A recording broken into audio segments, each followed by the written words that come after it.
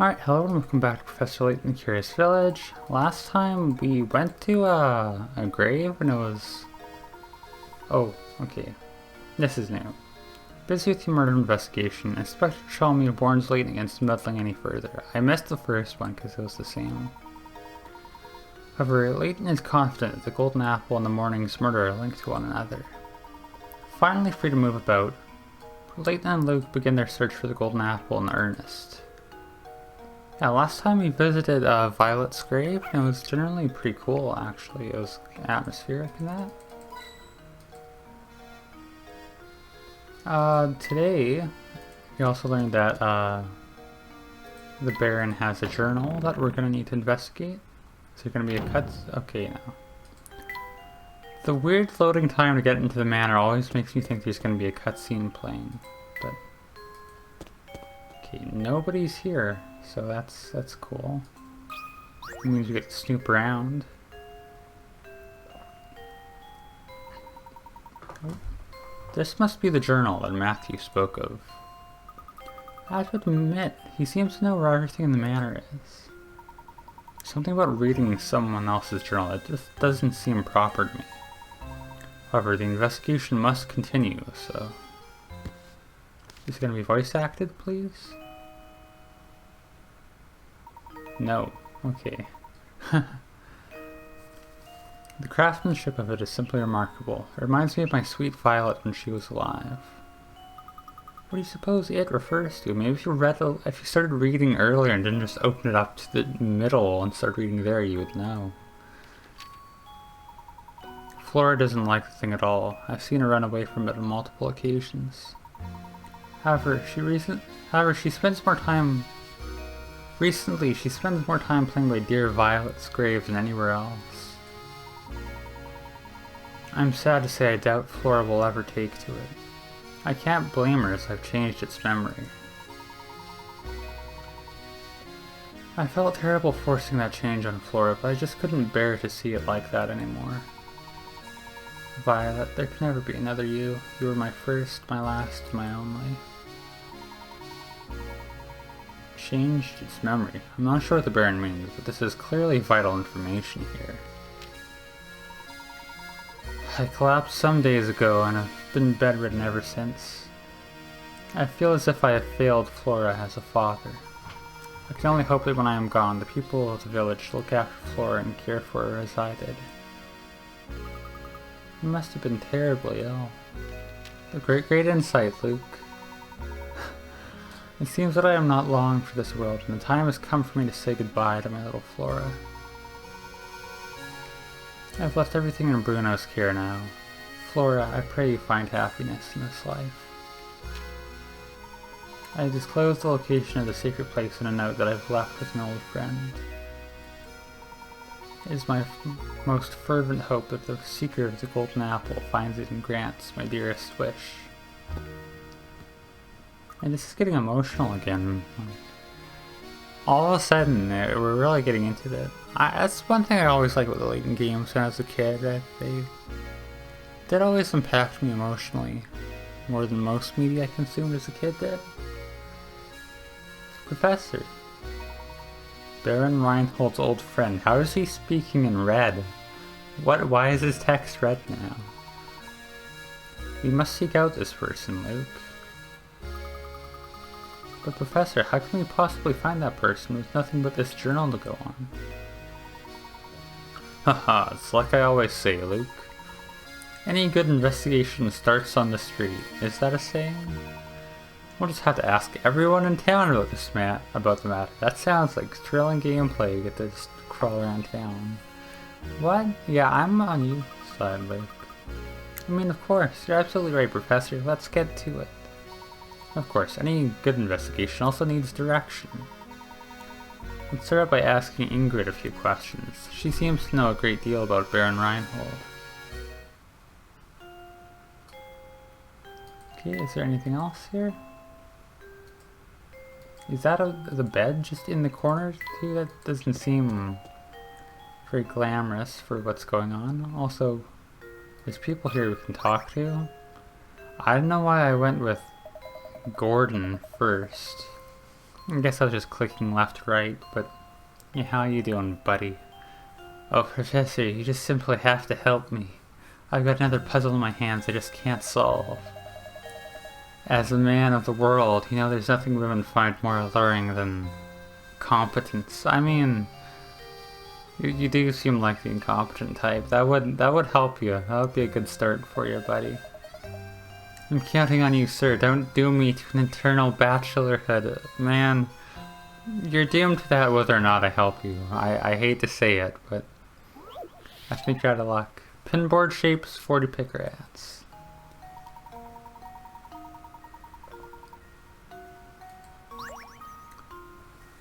The cross shape on the pinboard below has 9 pins inside it and 16 outside it. Remember that example because now it's your turn to construct a shape on the board. Can you create a cross that has 17 pins inside it and 16 outside it? Feel free to make your cross any size you like.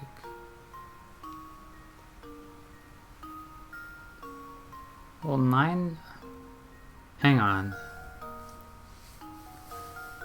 This board is like 7 by 7 pins, so there's 49 on it, right? There's 17 inside it and 16 outside. That's 33 total, right? So, that's 16 we get to use. As opposed to the, 28 they used on this board. So, like, I'm guessing it's gotta be rotationally symmetric. That means we get to use...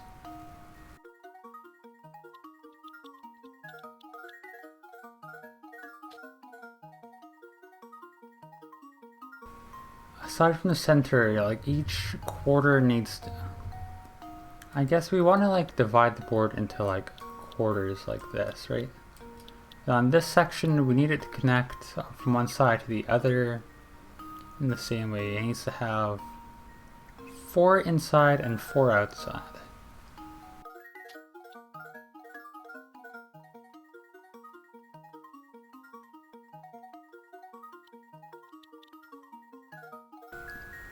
Okay, I think this will work. I mean, I should probably, for the sake of simplicity,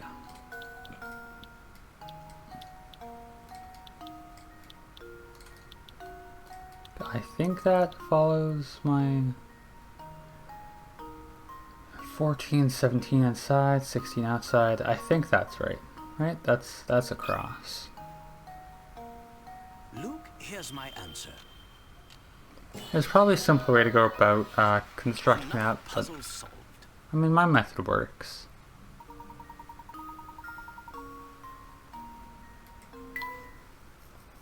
Alright. Thanks, old boy. With this puzzle solved, I feel like I've drawn one step closer to the altar. You have not. I will tell you that much right now, buddy. I hate to break it to you, but... Anything else? Oh dear, I'm stumped again. And I just know I'll never find bread on my own if I don't solve this puzzle. I'll spend my golden years alone with only the smell of cats and ribbon candy to keep me company. What is ribbon candy? I beseech you, Professor, help me solve this puzzle. Okay, how do you have all of these just like lined up? What cutouts? 40 picker hats? Oh my god, Simon, what are you doing to me?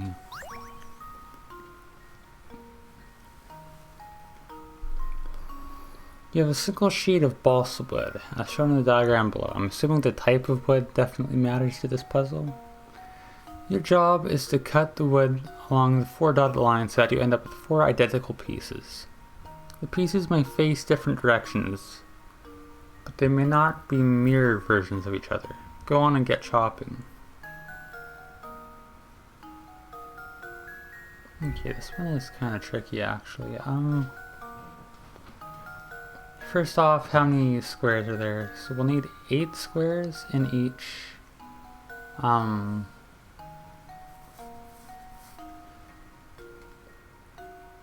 piece has to have 8 squares in it.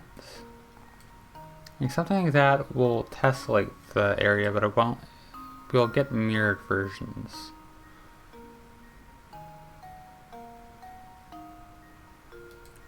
So as if we remove one piece. Like, we'd have to remove this square from that lineup for it to work.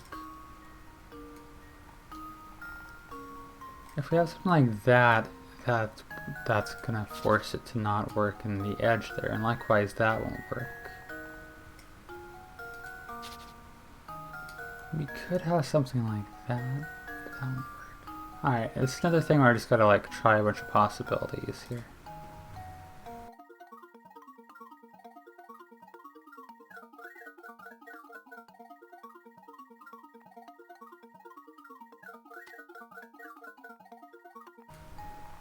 Okay, just by coincidence, I think I got it here.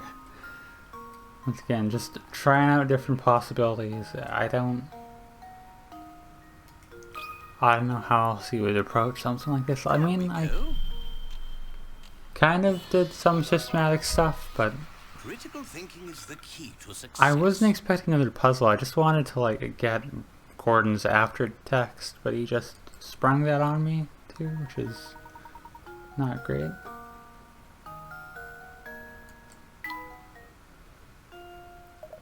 Oh, happy day. That puzzle out of the way. I'm confident no woman will be able to resist. I don't like that either, Gordon. I feel like you're a pretty easy guy to resist. I'll be bidding my loneliness goodbye before I know it. Mysterious bottle. I don't trust Luke with mysterious bottle, I'm gonna be honest. Like, I don't feel that's kid safe. I guess we'll end it here. I don't trust going into another puzzle, so... Baron's journal. The pages of Baron Reinhold's journal were filled with passages reflecting upon his deep love for his child and late wife. Additionally, we discovered that the Baron left a note disclosing the location of the golden apple in the possession of his good friend. Perhaps Ingrid knows this friend of the Baron's? I'll get to look into that tomorrow, and we got some stuff to move around. I don't feel like... Yeah, Luke's not comfortable with it, to be honest. I'm not either.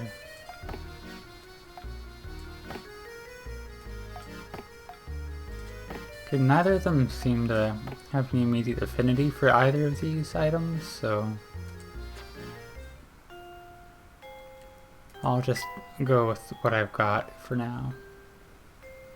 And we will save and call it an episode. And as always, thank you for watching.